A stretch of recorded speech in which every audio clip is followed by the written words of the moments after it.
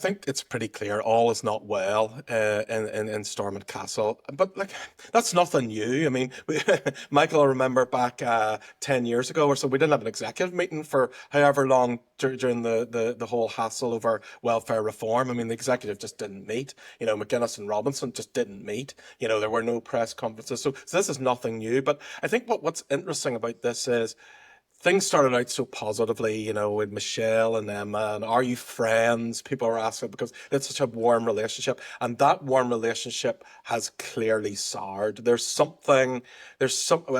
don't know what it is, don't have any insight into it at all, but something is soured. Maybe is it, Emma's gone off now to do quite a few press conferences and quite a few press engagements on her own.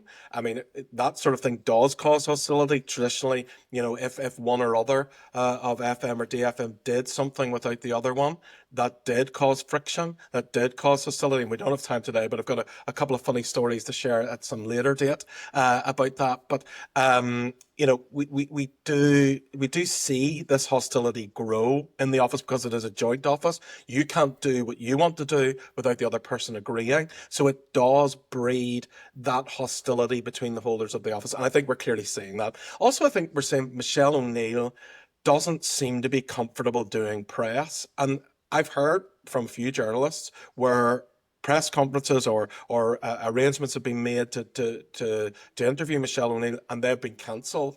And we've seen that again at the golf this week. She doesn't seem to want to do press at the moment. I don't know what that is. I don't know why that is. I have no insight into why that is. But there's clearly something wrong between the two holders of the office. There's clearly something wrong with Michelle O'Neill. She doesn't want to do that crucial press engagement that she needs to do. She's completely absent from her TV screens, and I don't know why. It's very strange.